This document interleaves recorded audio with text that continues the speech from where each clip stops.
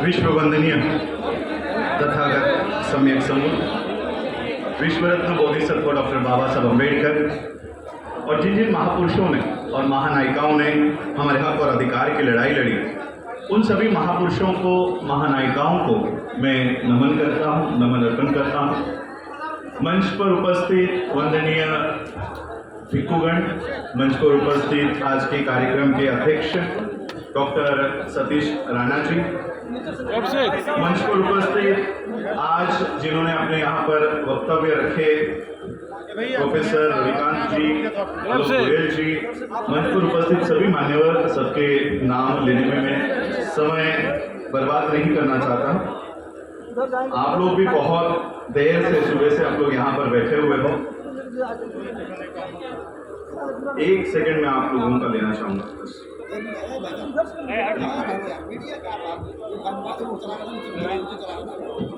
आज 24 सितंबर है। बहुत लोगों ने अपने वक्तव्य से कहा कि आज के दिन पुणे पैक्ट साइन हुआ था। बाबा साहब को मानने वाले लोग आज के इस दिन को ब्लैक डे, काला दिन के नाम से ही जानते हैं और आज संडे भी है।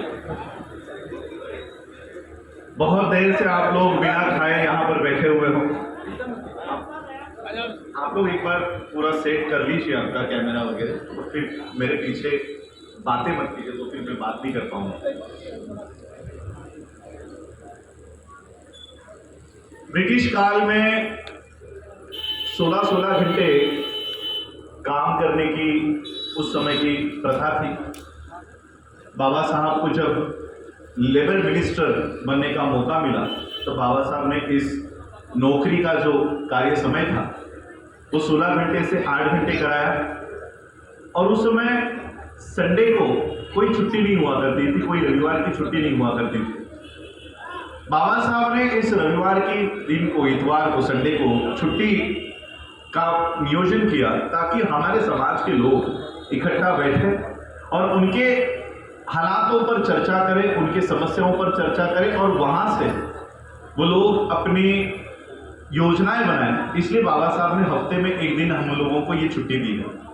तो आज का ये दिन, संडे की जो छुट्टी है, या आज हम लोग थोड़ा सा एक दिन का लंच स्किप करके हमारी समस्या क्या है उसके ऊपर बात करेंगे। हमारे लोगों ने इस दिन को, संडे को, बाबा साहब ने इस आशा और विश्वास के साथ संडे को छुट्टी दी थी कि हमारे लोग इसको मिशन का डे बनाएंगे। लेकिन हमारे लोग थैली लेकर सुबह से मटन के लाइन में लग जाते हैं, तो हमारे लोगों ने इसको मटन डे बना दिया है। हम लोगों को इसको फिर से मिशन डे बनाना है। तो आप लोग आज, क्योंकि मैं भी जो थोड़ा सा स्नैक्स मिला है वही हम लोग खा रहे हैं, तो आज थोड़ी देर के लिए आप लोग भी सहन कीजिए, क्योंकि मेरी ये बातें किसी टीवी पर आपको सुनाई नहीं देगी, किसी न्यूज़पेपर में छाप नहीं सकते। इसलिए हम लोग ही लोगों में जाकर ये बातें कर रहे हैं।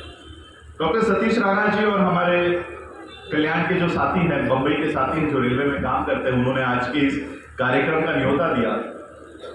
हालांकि आज का ये प्रोग्राम मेरा कर्नाटक में 24 सितंबर ब्लैक डे, पुणे करार का दिन पहले ही तय था।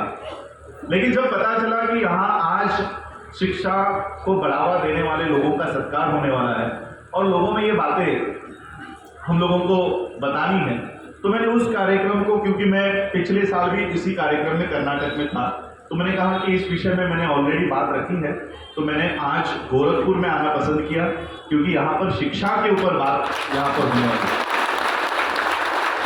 तो शिक्षा से संबंधित लोगों की यहाँ पर सम्मान भी हुआ है। देखिए, बाबा साहब अम्बेडकर जी का जीवन का सबसे अहम हिस्सा शिक्षा के ऊपर रहा है। बाबा साहब जब 4वीं या 7वीं कक्षा में थे, तब बाबा साहब के जीवन का एक प्रसंग बताना चाहूँगा। जब बाबा साहब की क्लास स्कूल में जब जाया करते थे, सभी को पता है, हमारे महाराष्ट्र में उसको मैट क्या कहते हैं, हम लोग गोनी कहते हैं, बोरी कहते हो, आप लोग बोरी कहते हो, आटे की या चावल की वो बोरी होती है। उस समय बाबा साहब को जमीन पर भी बैठने की अनुमति नहीं थी, क्योंकि जमीन पर बैठ गई तो पॉल्यूट हो जाएगी, क्या कहते हो आप लोग, वो मैली अपवित्र हो जाएगी। जमीन भी अपवित्र हो जाएगी। इसलिए बाबा साहब को अपने घर से अपनी अलग से एक बोरी लानी पड़ती थी और वो बिछाकर स्कूल के क्लासरूम के बाहर बैठना पड़ता था। और जब क्लास टीचर पूरे कक्षा को पूछता था, जैसे आज भी हमारे स्कूल में बच्चों को पूछा जाता है कि इस सवाल का जवाब किसको आता है, तो उसी तरह से वो शिक्षक क्लास रूम को पूछता था कि इस सवाल का जवाब किसको आता है। तो छोटे से विभा का हाथ, बाबा साहब का बचपन का नाम विभा था, हाथ ऊपर जाता कि मुझे इस सवाल का जवाब आता है।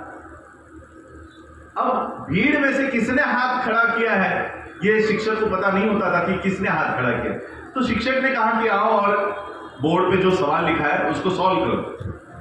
तो बाबा साहब जैसे ही अपने आसन से उठे और उस सवाल का जवाब देने के लिए उस ब्लैक बोर्ड की ओर चलने लगे, पूरा क्लासरूम, पूरे क्लास के बच्चे उठकर खड़े हो गए और उस शिक्षक के ओर दौड़ते हुए वहां पर गए और शिक्षक को धमकाकर उन्होंने कहा कि खबरदार उस विवा ने अगर उस ब्लैक बोर्ड को हाथ लगाया, उस ब्लैक बोर्ड के पीछे हमारे खाने के जो टिफिन है वो रखे हुए हैं, और अगर इस बच्चे ने, इस विवा ने उस ब्लैक बोर्ड को हाथ लगाया तो उस ब्लैक बोर्ड के पीछे रखे हुए हमारे जो टिफिन है वो अब अपवित्र हो जाएंगे।